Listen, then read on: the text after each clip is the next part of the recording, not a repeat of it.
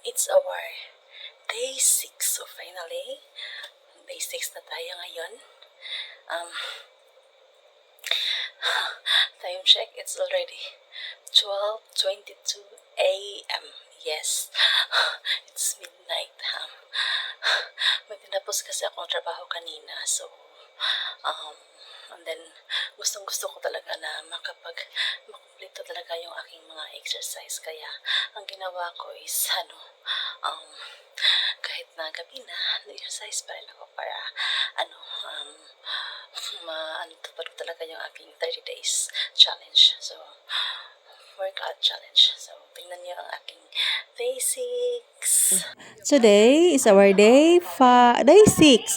Day 6 today. Tonight. Kaya gabi gabi tayo nag-workout. So, it's tonight. Yes. It's day 6. Sobrang layo pa kung iisipin ko yung day 30. 30 days. Oh my God. Sobrang layo pa talaga sa aking target na matapos itong aking 30 days plank workout challenge. But anyway, persigi ako na kailangan matapos ko talaga itong aking 30 days plank workout challenge. So kaya nga, kahit anong oras pa yan, ginagawa ko talaga siya. Basta lang makumpleto ko siya, no? Actually, maganda rin kasi sobrang may nararamdaman ako na magaan yung katawan ko, although hindi pa tayo pumayata. Makikita niyo naman sa video, pero may changes naman talaga. In fairness, sa mga damit ko, may nagbabago naman, may lumuwag naman kahit papano, pero yun na nga, sobrang layo pa ng ating target. So, aside from this planking, intermittent fasting din ako. Pinakamataas na fasting ko is 22 hours.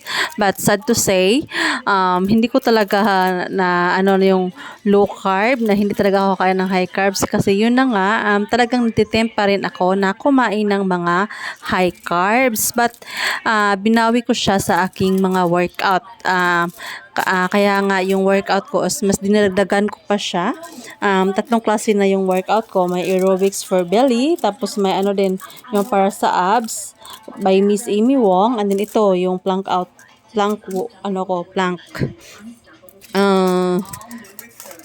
Bali total of almost 2 hours. Yun, so almost 2 hours ko na siyang yung workout ko, and minsan ginagawa ko siya 10 p.m., 9 p.m. So, yan. Ganyan yung oras ng aking pag-workout kasi yun yung vacant time ko eh. Anyway, kakayanin din naman natin ito. Hindi tayo magpapadala sa ating pagod. Like, totoo talaga na sa pag-workout, yung hindi mo talaga tatamarin ka. Yung within 15 minutes, yun talaga, yung first 15 minutes mo, yun yung talagang napapagod ka. Pero after that, believe me, sarap na ng pakiramdam. Yabi na pag pinagpapawisan ka na, my God, ang sarap ng pinagpapawisan ng mag-workout ka. Sobrang sarap. So yun, yung first 15 minutes lang talaga, kailangan mo yung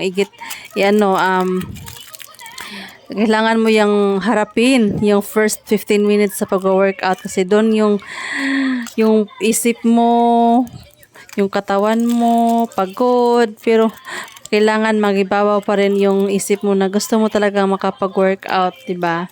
Yun, kasi din naman, para din naman sa sarili, yung sa health mo. So, para din naman sa health mo, aside from magiging fit na tayo, pero although sobrang layo pa, pero kailangan, workout pa din ng workout, no? Sige, sobrang sarap din naman ng pakiramdam yung pinagpapawisan ka. My God, sobrang sarap talaga ng pakiramdam nun.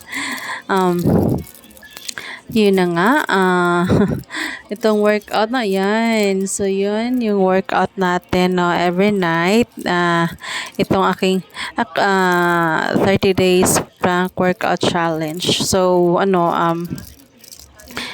I'm planning na although kailangan kong mag-workout pa din,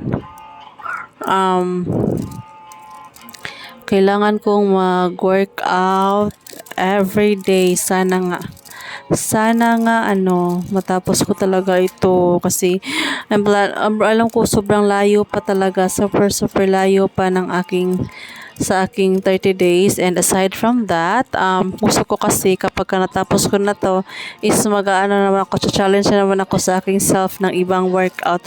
I mean, i-upload ko siya. Gusto ko talagang makita. Kaya ginawa ko yung ano, um, ginawa ko ginawa ko na in-upload ko talaga siya yung workout ko every day para matcha-challenge ako. Makikita ko, matcha-challenge ako, makikita ko, yun. So, yun na nga.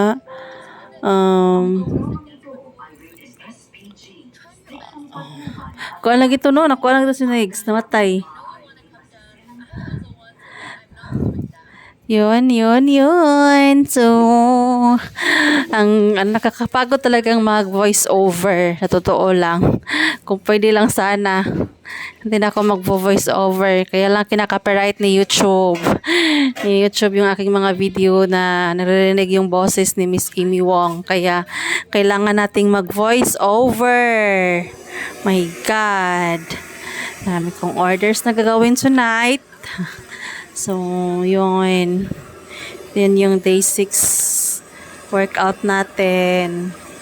So, wala akong pake sa mga sabi, bakit ako nag-upload, hindi pa naman ako maliit.